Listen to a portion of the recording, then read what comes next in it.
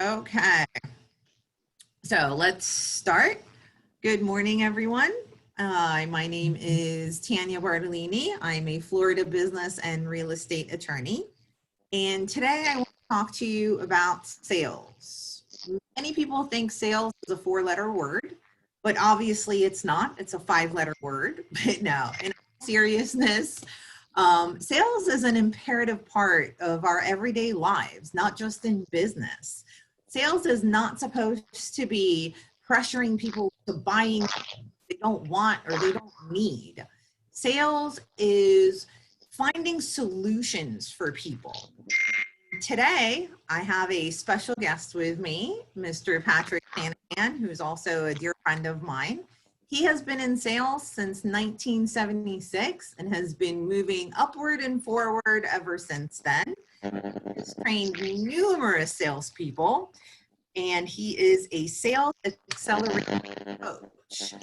Before we get to Pat, though, I just have a couple of housekeeping matters.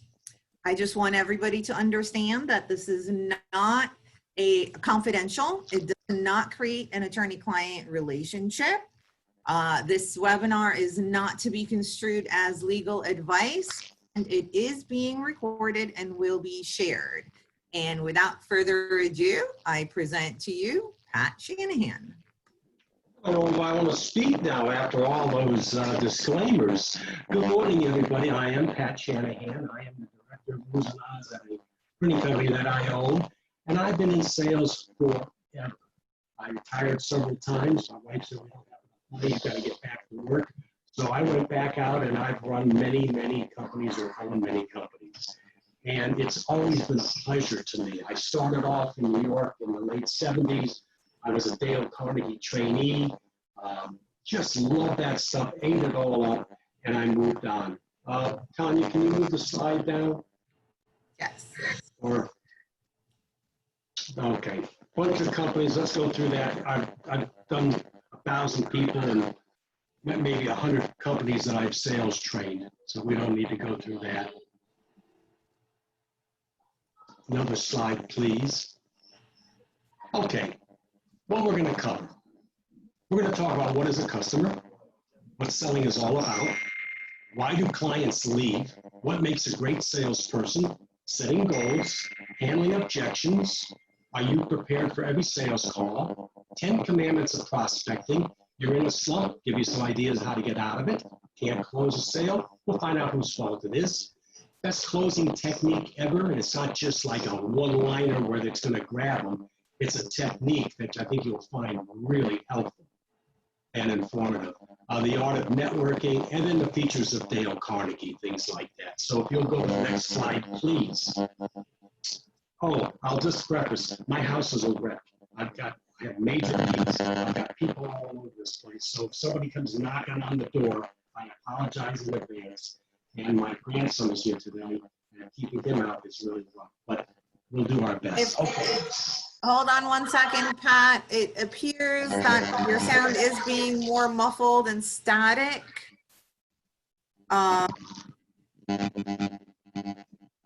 Maybe if you turn off your computer audio and use the phone instead. Yeah. Well, I'm so sorry.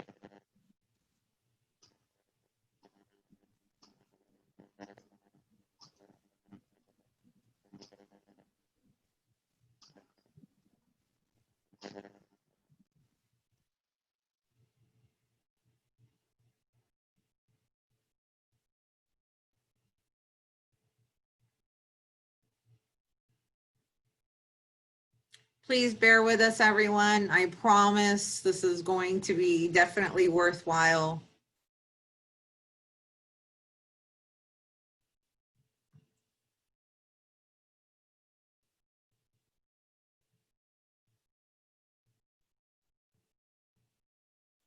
Well, the buzzing has stopped.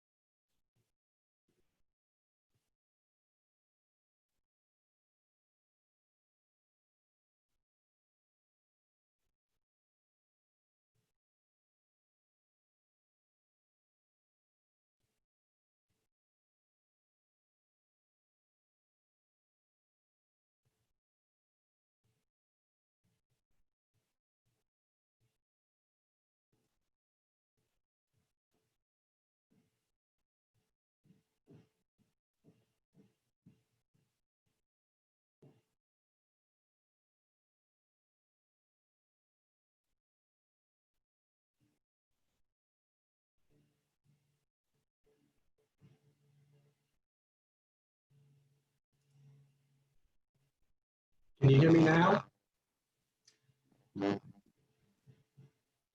Yes.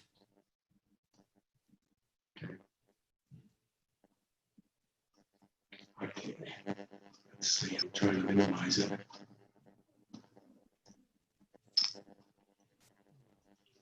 Says speaker headphone, says microphone array. Yeah, I know. Yeah, this is the first time that I can't find anywhere to leave the meeting. Oh, there we go. I'm sorry. Okay. You got it.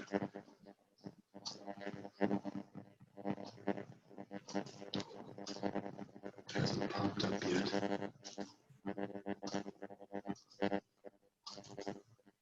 Oh, this is really ridiculous. Too bad. No, really. It seems like email's really slow today. Yeah, every time you talk, there's static. Okay, you can hear me? I can hear you. Okay, yeah, my son just dialed in. He's trying to fix the problem. Okay. I'm waiting for a link. Email happens to be a little slow today. Well, they disconnected a lot of my stuff in my house with this flood. Oh, brother.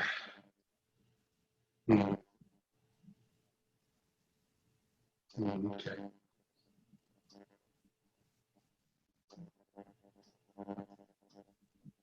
Nope, still waiting for your email.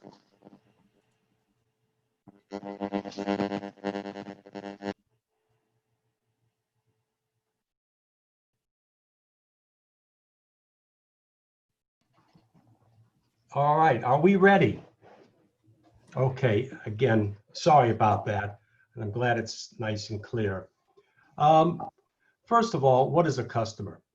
And that's really the basis. That's what we're out there for, and to keep them. A customer is the most important visitor on our premises. They are not dependent on us. We are dependent on them. They are not an interruption of our work. They are the purpose of it. They are not an outsider to our business, but part of it. We are not doing them a favor by serving them. They are doing us a favor by giving us an opportunity to do so. Without them, we do not exist. Mahatma Gandhi. Every employee in any organization on the face of the earth is dependent on the customer. There is no, it's not my job, I'm not in sales, I'm not in marketing, or any other negative statement. We all work together for the betterment of the customer. Now, any organization I've owned or run, I have always, not only the sales and marketing people when I train, but if the guys in the mail room or some other thing, I want every employee to know the fruits and the sales benefits of our company. What is selling and what selling isn't? Whether your job includes sales or not, again, we're all in sales. Every day you attempt to persuade and influence the decision of others. Selling isn't manipulating, pressuring, or cajoling. Selling is explaining the logic and the benefits of a decision or a position. Selling is convincing other people to work with you and to overcome objections. Selling is asking questions and knowing how to deal with the big no. When you truly believe in your product, your company, and your sales, then you do not have to have a huge ego or a huge personality. You just need to sell. You just need to communicate. Very easy. Next slide, please. So again, every employee is a salesperson. The only way for a company to stay in business is to bring in revenue. No revenue means no business, and no business means no jobs. A great way to set your company apart and outperform your competition is to cultivate a sales culture throughout your company, and not just the sales or marketing team. Winning builds strengths. I'm sorry, I got noise out in the hall.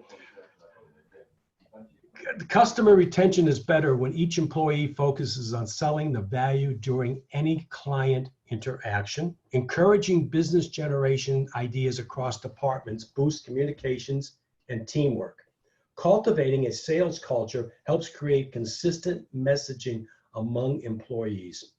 If somebody is working for me and they're in the shipping department or something like that, and they're out somewhere and somebody says, "Where do you work?" "Oh, I work at so-and-so." what do? I don't know. I just fill these boxes full of stuff all day. That's not very helpful. But if that person was trained with what we do and things like that, oh, I work for a great company. We do hardware, we do software. People love it. We're so busy. We're packing it all day. It's called so-and-so. That's every employee. Every employee is a salesperson. You need everybody pulling. It takes teamwork to make the dream work, as they say. Next slide, please. Let's face the facts, and these are correct. 48% of salespeople never follow up with a prospect. I love selling against them. 25% of salespeople make a second contact and stop. 23% of customers request literature and they're never responded to, and that's another fact. 90% of all sellers volunteer a price decrease without being asked. 80% of salespeople are willing to accept a 90% rejection rate. These figures are facts. I've had sales forces as high as 100 people, an international company. And I have 10% of my salespeople are fantastic and everybody else needs to be brought along. So this stuff is factual. 2% of sales are made on the first contact. 3% of sales are made on the second contact. 5% on the third, 10% on the fourth. 80% of sales are made on the 5th to 12th contact. And again, 95% of sales is showing up. And these figures are factual because I've seen it. I've competed for years. I know different salespeople, they can't stay the course. And I'll drag out a sales scenario because I know after 2 or 3 calls, they're going to go disappear. So we're not going to do that. We're going to stay on top of all this and we're going to do things correctly. Why do clients leave? Have you ever wondered why customers would leave one business to do business with a competitor? Your answer probably is because of price. Well, no, it's not price. Only 9% of consumers leave to get a better deal. 1% go away because whoever they were dealing with went bankrupt. It's going to happen. 3% move away. 5% technology improvements. 7% switch to a business, to the relative, Uncle Louie. You can't compete with a relative. 9% go for price. 14% leave because of overt rudeness. And about 67% leave because of vague of feeling indifferent. And again, you can take these numbers to the bank. So the answer to holding on to your customers and grabbing more of your competitors' customers is to make your customers feel special at every touch point. Are you thinking about your customers and what you can do for them every day? Swag, interesting articles, finding them business through networking. They're people too. What are they looking for? They're looking for business. So just don't, do the job, whatever you're doing, hardware, selling, services, whatever. Make sure you take care of the people that got you there. Next slide, please. When is the last time you took your customer's temperature? Now, what the heck does that mean? You're out there, you're reeling them in. You're bringing in customers left and right. But are you leaving a trail of clients behind you that you've neglected? And you're just out looking for new accounts and things like that? If you're not minding your customers, you can bet somebody else is. Did you know that it costs 5 times as much to attract a new customer than to keep an existing one? How to keep them happy? If it's not practical to see them often, send them some gifts, some promotional items, mail them a letter, email articles that are pertinent to them, send some funny jokes, cartoons, whatever. If you are sending greetings and you are not receiving responses, you have a problem. Then you better get out there and see that person. But my point is here, don't forget the people that got you there. In addition to that, they're a great resource for referrals and things like that. Next slide, please. How to become a pro. Today, it's easier than ever. Years ago, 20, 30 years ago, you go to Dale Carnegie, you go to all these different masters of sales and things like that, and you'd read their books and you go to their seminars. Today, we have our friend Google. Every day you can Google, sales tips, things like that, and you can become a pro. Dedicate yourself to mastering the science of selling. Learn one technique per day, 200 a year. That's over 1,000 over a 5-year period. And guess what? You're an expert. You're not living in your bubble. You're expanding your horizons and you are trying new things and you are being different. A true sales professional this is what's keeping you in the game. What do you sell? Chances are you're not a 9-to-5 salesperson. You're not a full-time salesperson. We probably wear a lot of hats. So what you have to do is dedicate your time to selling. Maybe an hour a day, a half hour a day. If you have no business, make it 8 hours a day. But make sure you designate the time. I always used to call my selling time. I'd close my door and I'd tell my employees, don't knock on the door unless there's a fire. Leave me alone. I've got to do my selling time. And if you do that every day and pick a time of day that works for you, maybe morning, maybe afternoon, whatever it is. So protect your selling time. That's what this presentation is about. Continued selling successfully. Next slide, please. What are the greatest attributes of a salesperson? Do you have it? Do your associates have it? Diligence, hustle, pleasantness, persistence. Who are the best salespeople in the world? Kids. They never give up. Why? What? Give me. Fine. Take it. Salespeople give up. Kids don't give up. And those of you who have kids or grandkids or nieces and nephews, you know what the story is. They never say no. Not everyone has the natural ability or the gene to sell, but we can do it. It's going back to those sales things. There's 525,000 minutes in a year. Don't waste them. Remember again, 95% of sales is showing up. That is how you beat the competition. You can outwork anyone. Next slide, please. Now, tools of the trade. This is really important. Are you going out there prepared? Do you have posters? Do you have a pitch book? Do you have something you can use as a visual? Do you have all the necessary things that you need? A good case in point was this week. I have had a sundry of trucks pulling up to my house. I didn't see anybody say, I have to leave, I have to go get something. All these tradesmen who probably buy all this stuff themselves come with everything under the sun, and they're prepared. No one's knocked on my door and said, I got to leave and go get a part. They're prepared. I have seen so many salespeople come unprepared. What are you going to do in a meeting? Are you going to sit there across from each other, eyeball to eyeball, without props, without guidance, without something to give them to sell a blueprint?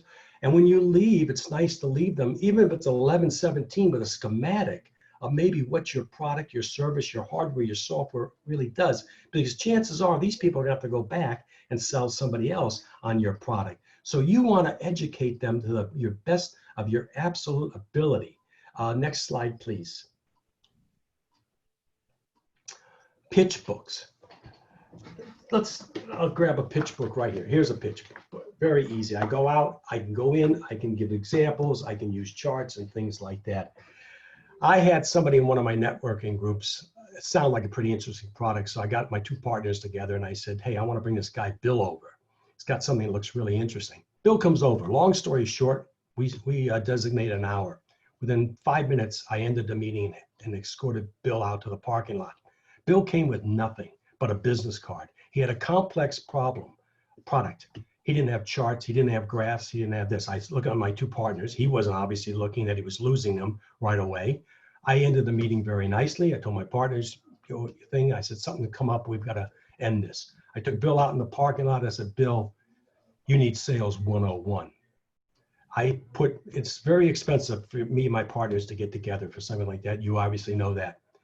We don't know what you do, how you do it. There's no charts, there's no graphs, things like that. You got to go home and you got to get to work. If you need my help, I'll be more than happy. But don't make another sales call until you go out there armed and ready to sell and help somebody resell your product. Dramatic? Yeah, but what a waste of time. And how many of those have we sat through? So somebody leaves, you go, what the heck was that? They didn't go out with a pitch book. They didn't do this. They didn't do that. They don't deserve a sale if you're going to show up like that. So you want to be 100% professional. Make sure that you can leave behind literature that's going to explain exactly what you do, and don't leave until they know what you do. Next slide, please. Before we go to the next slide, Yes. I just want to interject, if you don't mind. Pitch books in today's virtual world do not have to be physical.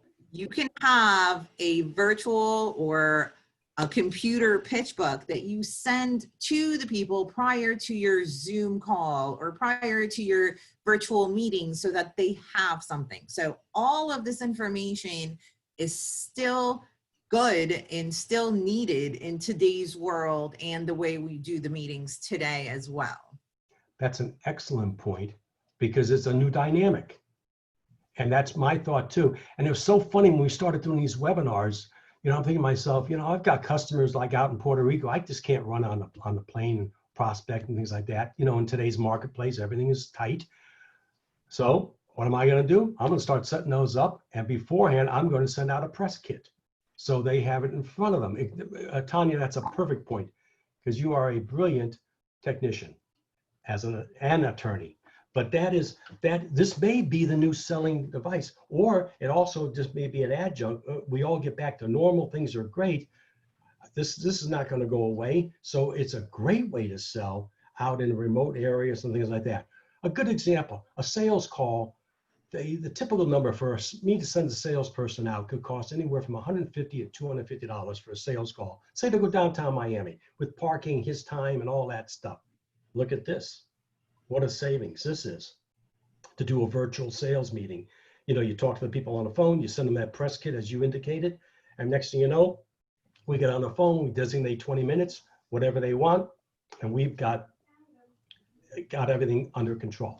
So getting back to the slides, is the last day of the month your busiest? A lot of salespeople, and I'll call us salespeople, we try to squeeze everything to the end of the month: the prospecting, the network, the follow-ups, the self-improvement, the letters, the mailers, the emails, organizing, proposals, appointments. Everything is the last day of the month. You are never as busy as you think you are. I love that old-fashioned to-do list each day and prioritize your list. Clients and prospects should head the list, check off your progress as you go, because you've got to see progress. And at the end of the day, you've been very, very successful, but you haven't waited to the end of the month to try to squeeze it in. So squandered time accounts for the majority of a salesperson's day. The time spent in front of a customer or prospect that supports a sale is really minimal. If you waste 2 hours a day, 10 hours a week, 500 hours per year, that's 20 full 24-hour days. Schedule your days to include your selling time each day, and you won't be in that big crunch at the end of the month. Next slide. The other thing is holiday. Salespeople will fall into all kinds of traps. Holidays coming up, nobody's going to want to talk to me. These are all sales killers and not proactive. Your clients or prospects most likely are there. They haven't taken off probably. Let your competition play that game. Going on vacation, make sure you have an associate drop off a lot of letters or postcards a few days before you get back, so you will have some immediate things to work on. Set up an email blast. Most important, have some appointments ready when you get back. Have that Monday with a couple of appointments, not Wednesday and Thursday when you start getting back into the swing of things. Worst day of the week to sell, most salespeople will sell Friday. So what do you want to do? You want to be making those calls on Friday. So I've managed hundreds of salespeople. I've heard every excuse. And as a sales manager, I'm also very, very good at catching people. I usually give people, a salesperson a month, 2 months, let them do what they want. If I don't start seeing reactions, I start asking for reports. I want a call report. I want a telephone report. I want a appointment report. When they give me a call report, I go down that report and I will call those people that they put on that list. And I'll say, hey, this is Pat Shanahan from XYZ Corporation. My sales rep, Joe, was by this week. I sure hope he answered all your questions. Well, Joe wasn't here. Salespeople put down a lot of things. So once I catch them, of course, then now they're mine. And I will never, ever find them putting down a false call record or appointment record again. Next slide. The 10 Commandments of Prospecting. Paul Goldner in his book, Hot Cold Call Selling. Heaven for Paul was a small room with a telephone, coffee, and a never-ending list of prospects. From 8 a.m. to 9 a.m., he would drink coffee, read the newspaper, talk to other folks in the office. From 9 to 10, he would sort leads in their best prospecting order. From 10 a.m. to 11, he'd watch sales videos on his 120-inch TV. From 11 to noon, prospects were preparing for lunch, so he figured that's a bad time to call. From noon to 2, I can't call anybody. They're all out on lunch. 2 to 3, prospects just getting back from lunch. Bad time to call. From 3 to 5, he would wrap up a long day of prospecting and business development. That's the way. But the next slide, this is what Paul really wanted you to do. He wanted you to make an appointment with yourself every day for 1 or 2 hours, again, each day to prospect. That's that selling time. Make as many calls as possible. Make your calls brief. Have your list of names ready before you call. Work without interruption. Unless the place is on fire, no one knocks on your door. Consider prospecting during off-peak hours. Try before 9, try after 5, try during lunchtime. They're there. Vary your call times. Be organized. Have your props in front of you. So your features, your benefits, your reference, and things like that. And you should know these things inside and out. We're going to talk to that towards the end. Set your own sales metrics. You aim low, you hit low. Okay? Don't stop. Big mistake. When you get a hit, say I'm on a call. Somebody, oh my God, I love that product. Oh, great. I'll put down that list and let me start working on a proposal. Wrong. That's great. I will get to you today for sure. And go back to that list because you're hot. Don't stop, because salespeople, and I know them, will do anything to stop from picking up that phone. Who likes to do it unless you're a masochist? So, tip, do you want to keep the peaks in sales and avoid the valleys in sales? Never stop selling. Keep feeding the beast. Life expectancy of a client isn't very long. When I was I worked for a $1.7 billion company, international company in New York, and JCPenney, Sears, you landed them, you're knocking them dead. Let me tell you, the life expectancy of those accounts could be 2-3 years at tops. I don't care how good you are, because someone is going to try to take that away from you. So you have constantly got to keep feeding that thing. So if you're on a high, that doesn't mean you can stop selling. You got to really start feeding that pipeline to keep it active. So next slide, please. Handling objections. This is interesting. Now, I do have a book that I wrote. I sold it my way, and it's 72 pages and it's chock full of things. I've got tons of ways to handle objections. But the typical one is you present, you give a price, it costs too much. The typical answer is compared to what? And that's when you should be able to not cut and run, but to dig in and know all the features. If that happened, you didn't sell them. They weren't sold. You didn't give them enough features. You didn't give them enough benefits. So this is the time to stop the meeting, dig in, and go back and see what you did not answer.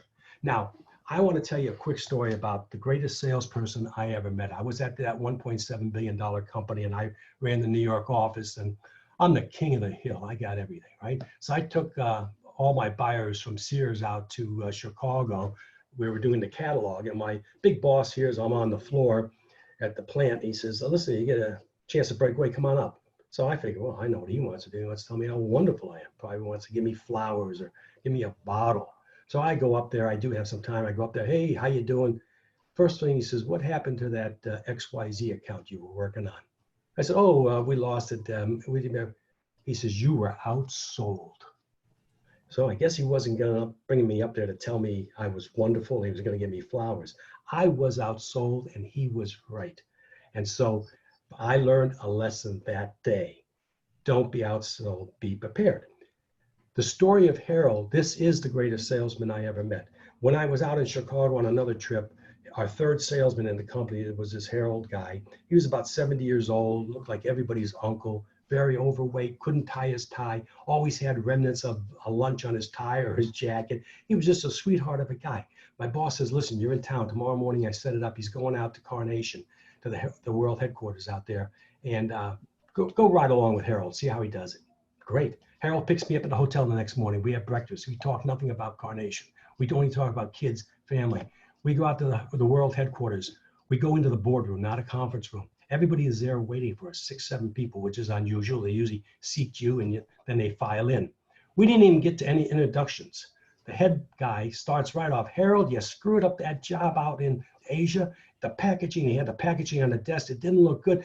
And he starts ripping into Harold. Harold's taking it. Not only is he taking it, he's encouraging it. He's not putting up his hands and saying, well, we could do that. We did this. No. He was, matter of fact, you're right. We should have done this. We should have done that. Then the next one. These people, These people are hammering this guy for 20, 30 minutes, and he's not putting up his hands. He is taking it on the chin and telling him other things that, yes, I should have done this, I should have done that. Got to the point where they all exhausted themselves, the 7. What does Harold do? He starts crying.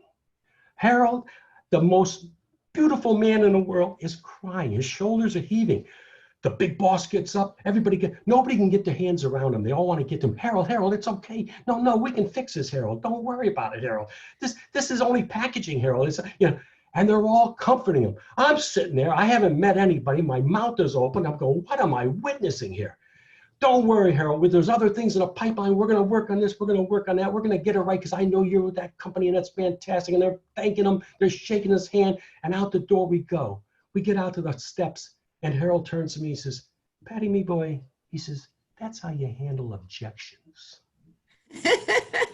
Was that brilliant? A lot of times when somebody says something about our product or something, oh, no. I mean, if somebody has a problem, get it out. Let them get it out, and if they're not getting out, you encourage them to get it out, expel all the problems that they are feeling, and then you can start to rebuild. And that was the greatest lesson I learned, because before that, somebody says something about we were doing Ladies Home Journal, I was doing Cosmopolitan Magazine, somebody said something, no, but we'll do this, and no, you're right, I'm going to make it right, I'm going to fix it, and you're absolutely correct. So don't cut and run, get every objection they have out of them, and you will be better off. Next slide, please. Okay, goals. I'm not going to spend a lot of time on goals, but you have short, you have midterm, you have long-term. The long-term one is you're going to be successful, you're going to have your yacht, your jet, whatever you may be, and all that stuff. But that may be a long way off, and it may not be happening anytime soon.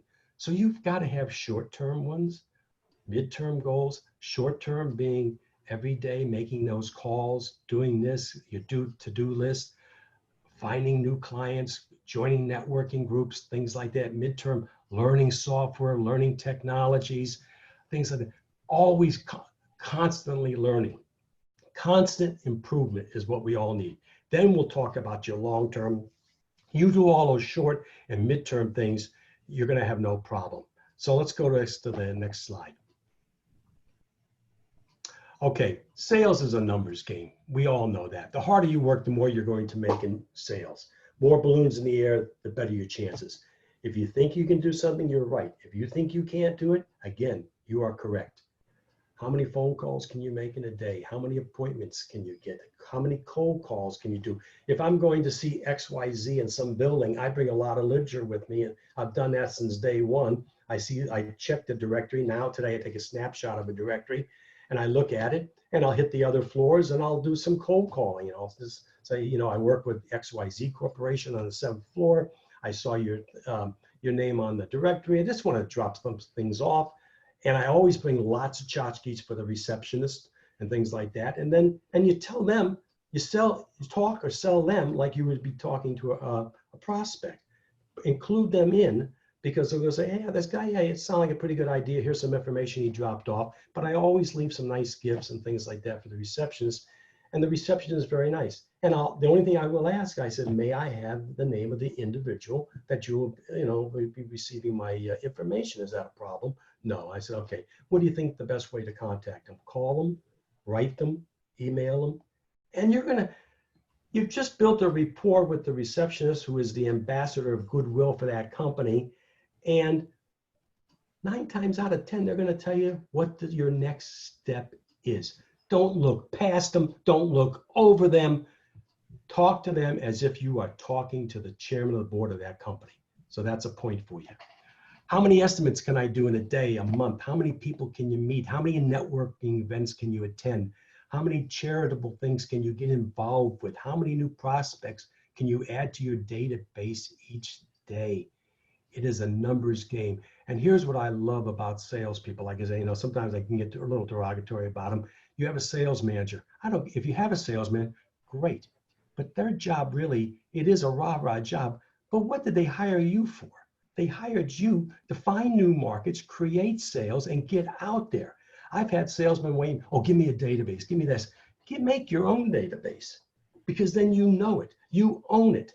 And if you're starting off as a salesperson today, or you own a business and you put that sales cap on, you don't want to try to hit 100 people today. You don't want to hit 50, hit a few. Send out some letters. Every day, send out some letters. Then you follow up, things like that. Next thing you know, at the end of the month, you've really got a database. Next slide, please.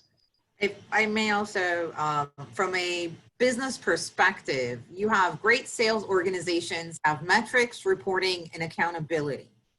I just want to emphasize how important those are. If you cannot measure what you're doing, then you shouldn't be doing it. So you have to have your metrics, you have to have the accountability, and you have to have the reporting so that you know where your time is spent the most, where the most valuable time should be spent, and you don't waste your time or your people's time. Absolutely. Okay, you can't close a sale. Whose fault is it? You were outsold. I told you that story about my boss bringing me upstairs to tell me how wonderful I was, but I wasn't. And I was outsold on an account, and he told me so.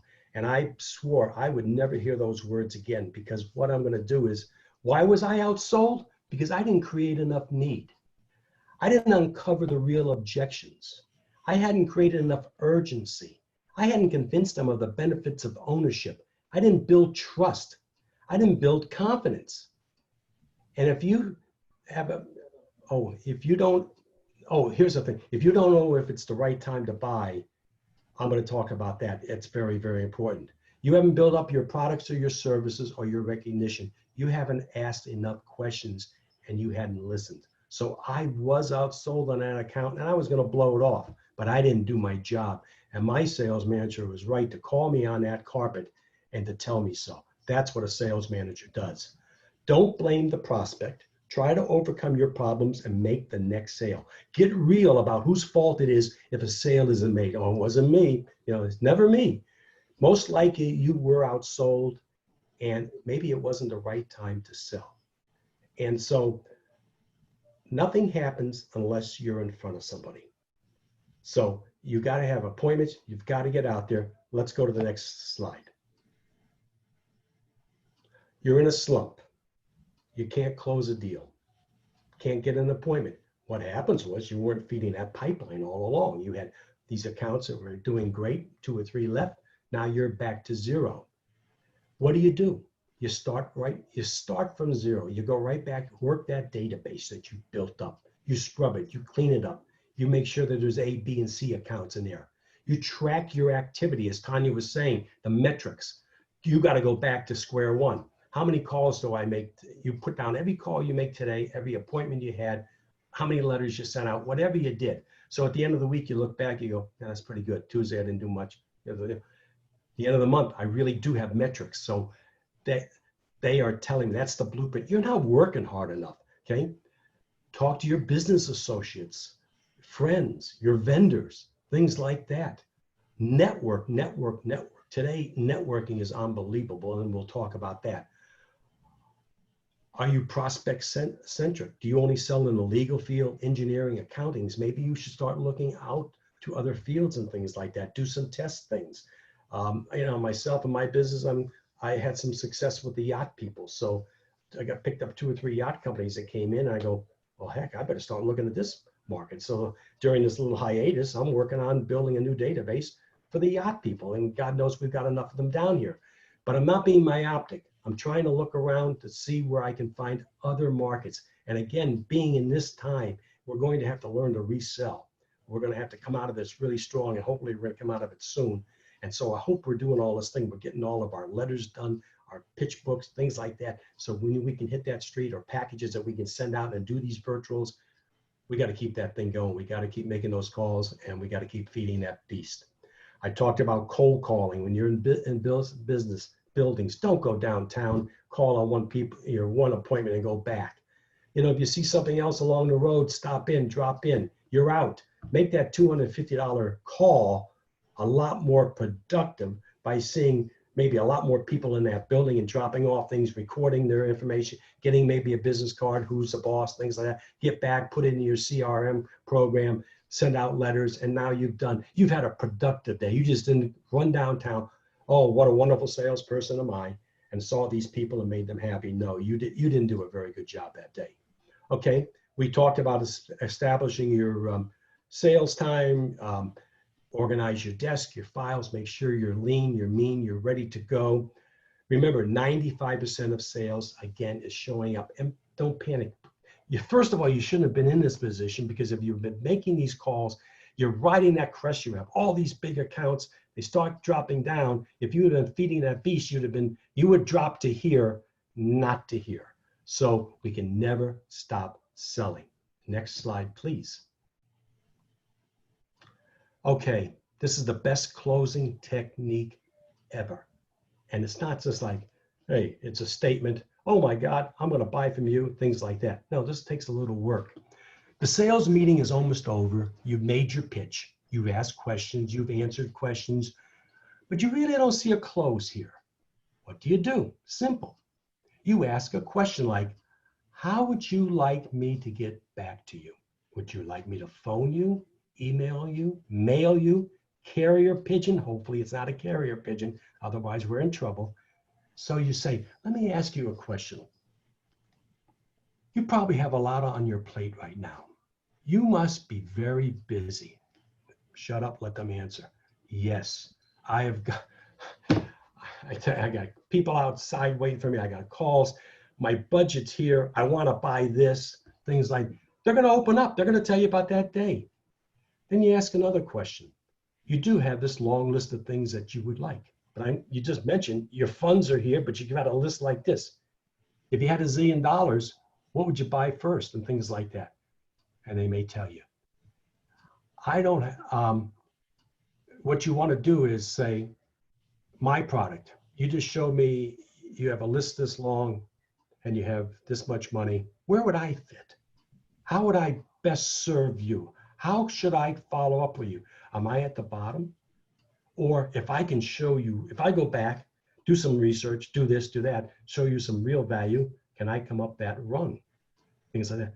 And here again, they're going to stop, because the last thing that you want to do is not go through that scenario, walk out of there. Oh, they saw me, they love me. Oh, it's an A account. Another A account for the world's greatest salesperson. A month goes by, they're not returning your calls, nothing going. Oh, maybe it's a B. 2 months go by, they're not answering anything. It's a C, it's a no good. You didn't leave there knowing where you stood. See, young salespeople will run in there, they got the appointment, they're very happy, they'll do this, they'll do that. Or professionals, we're selling our services and things like that. But if you don't ask that question before you leave, where do I stand? How do you want me to follow up with you? What can I do if I am down the rung? How can I build and add value to get up that rung? Then you didn't do a good job. And what it does too, you had a 20-minute meeting. You just took this meeting now, you probably extended it another 10 or 15 minutes, because now they've really opened up. You've asked some real questions. You've gotten into their position where they're having problems and things like that, and things that you're going to solve. So you've really extended that meeting, but you walked out of there knowing exactly where you stand. How did I discover that?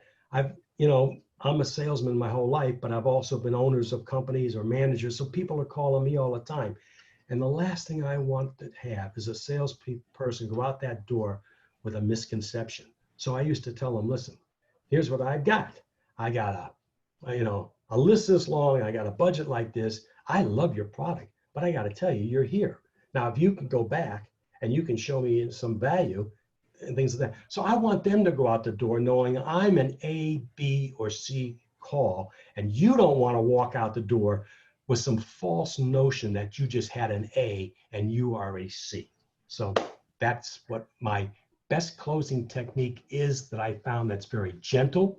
You're not hammering anybody. You're not being cute with some cutesy, well, do this and blah, blah, blah. You are, you're all down to the same level. They have a problem. You're trying to resolve it. Next slide, please. Networking. We won't spend a lot of time on this, but I probably started networking back in the late 70s, early 80s when I was a trainer with Dale Carnegie. And I took the course and I loved it. And they asked me to stay on and be a trainer, and I did. I just loved it. But in the process of 10 weeks, they were putting people together. You had the other students and things like that.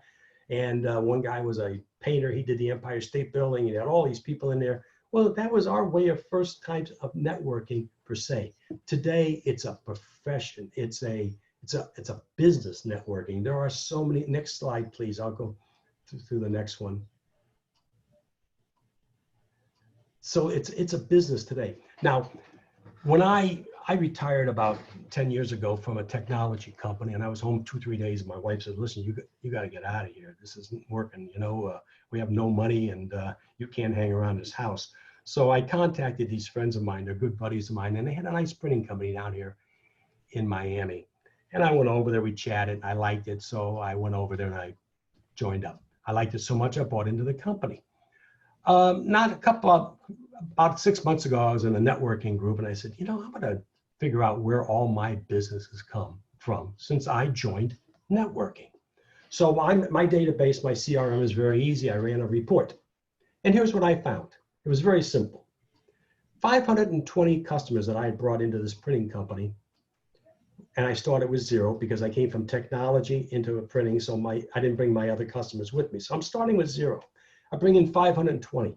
I find out that 294 of those customers came from networking groups, or 56%. Okay. 90% came from 90 came from customer referrals, or 18%. 76 customers came from friends and family. Uncle Louie, thank God, 16%.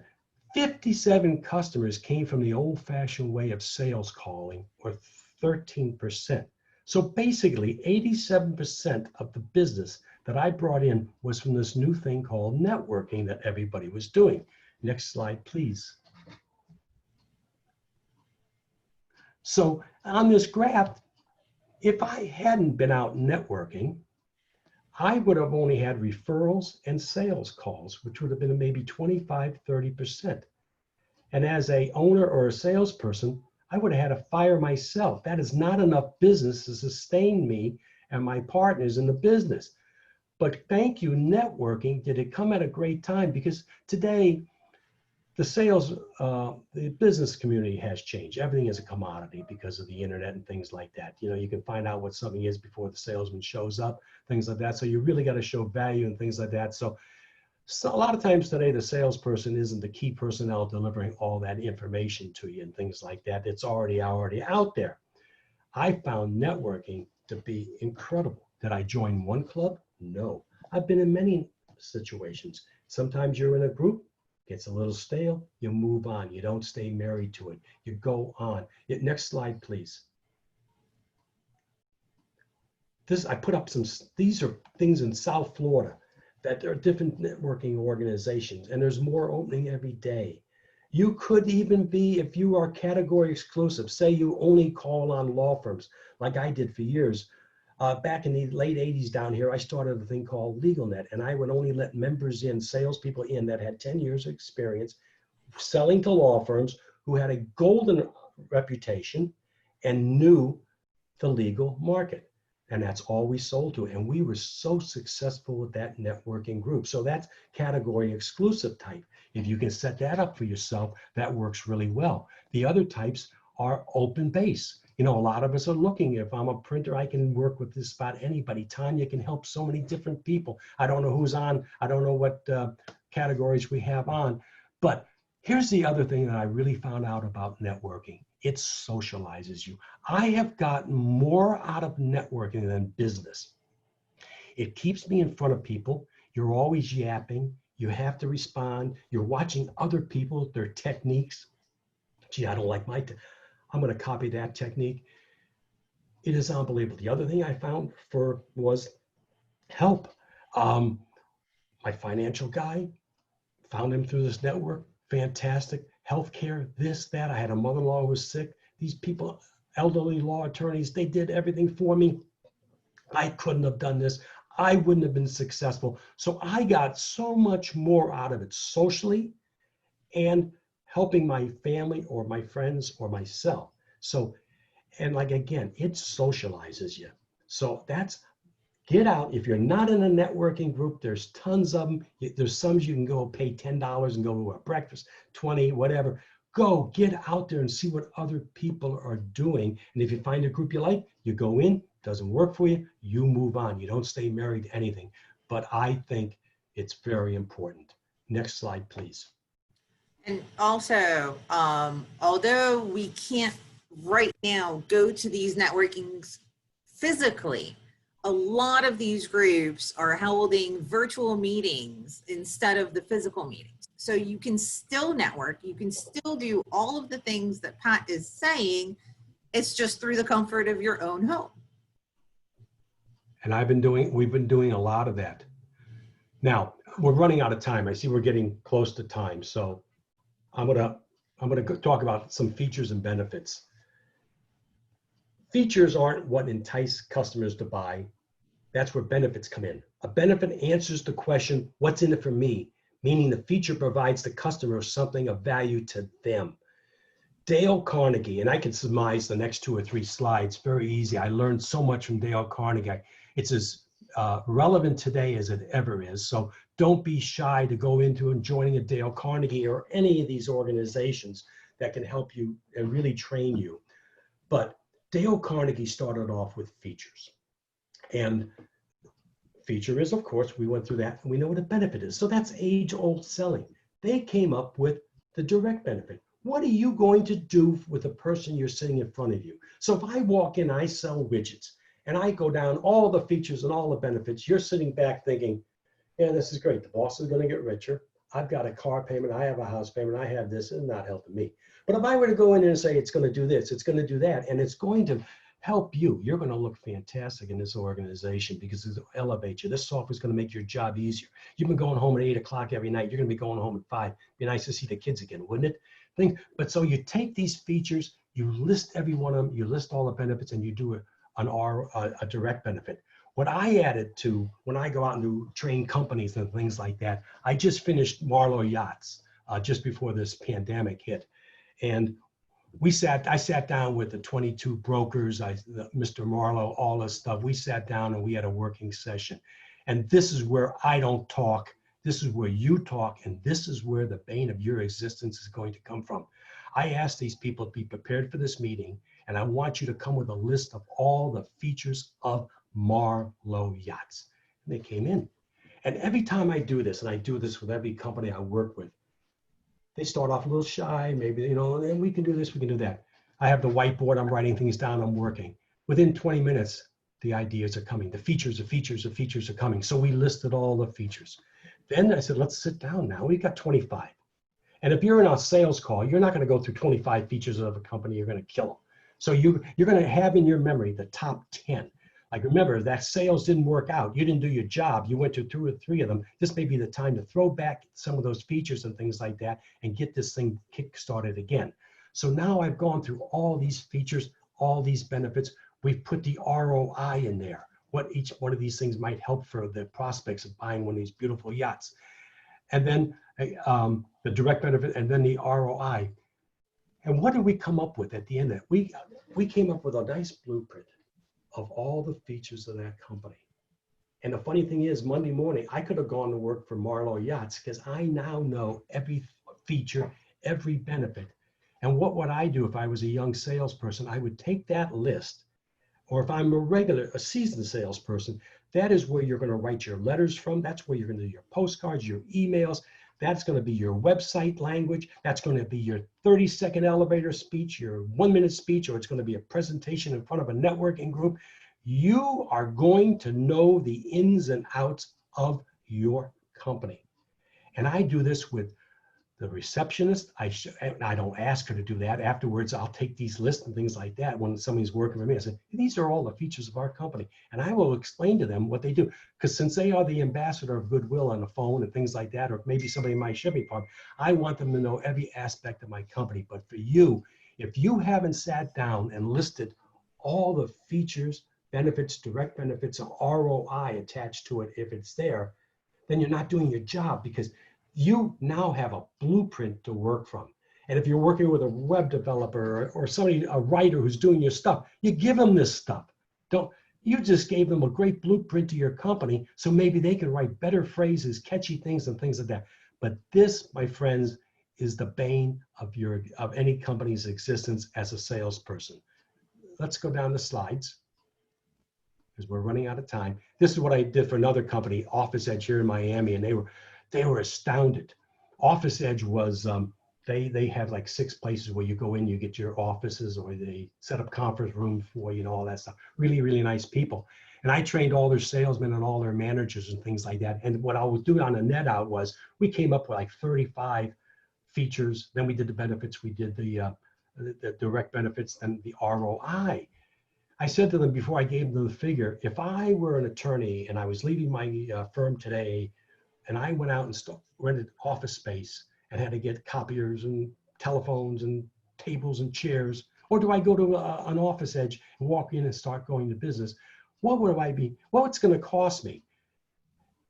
It could cost you as much as over $100,000 for you to stop, go look for space, go get copiers. You got to get 3 bids, go get this 3 bids, things like that. So they were working. So everybody now in their organization knew the blueprint for it. I don't care if they were the janitor or they were the receptionist or they were sales, marketing, whatever. Everybody at Office Edge knows all the features and benefits of that company, and they know how to react if somebody asks them about their company.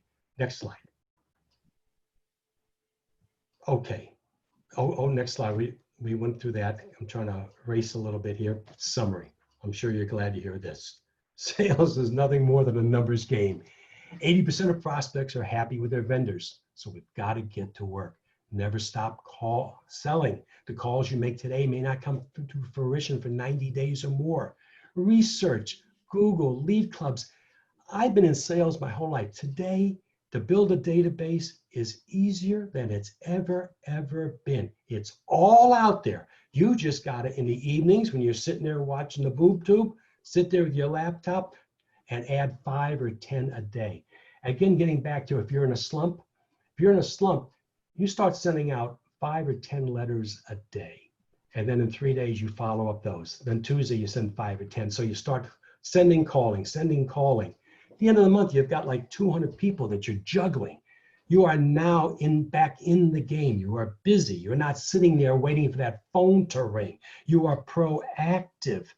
And again, you're working that data. And again, where do I find leads? If you can't find leads today, get out of sales. It's all out there. Your selling time, minimum 1 hour a day, 2 hours a day. Keep feeding that beast. Use your features, your benefits, your direct benefits, your ROI. Make sure, take the time to sit down and list all the features of your company.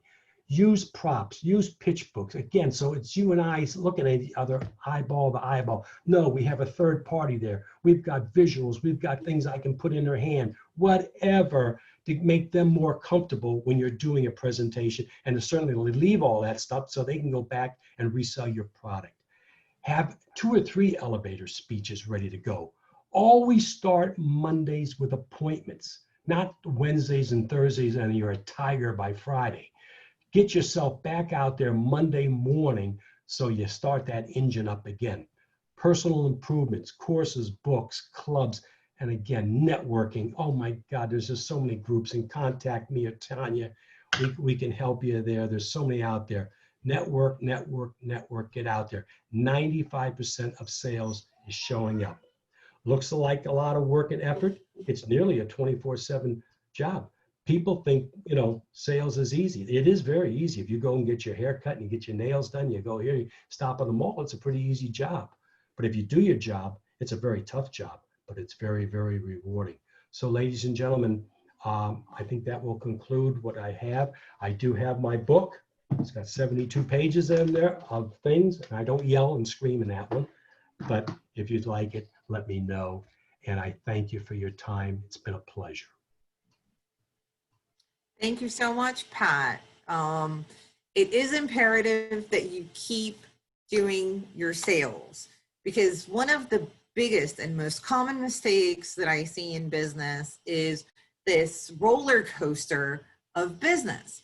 When you start getting busy, you stop your sales. Then you start getting very slow again. Then you start your sales back up. You start getting busy again. That's not good for anybody. It's not good for your business. It's not good for you. It's not good for the people who work with you. If you keep your sales up, just like Pat has been saying throughout this whole presentation, and you keep selling no matter how well your business is doing, you will always stay on the same path and you will always have the business. And I don't see anybody has any questions so far. I'll give you a few minutes if you'd like to type up some questions in the Q&A or the chat. Or email me.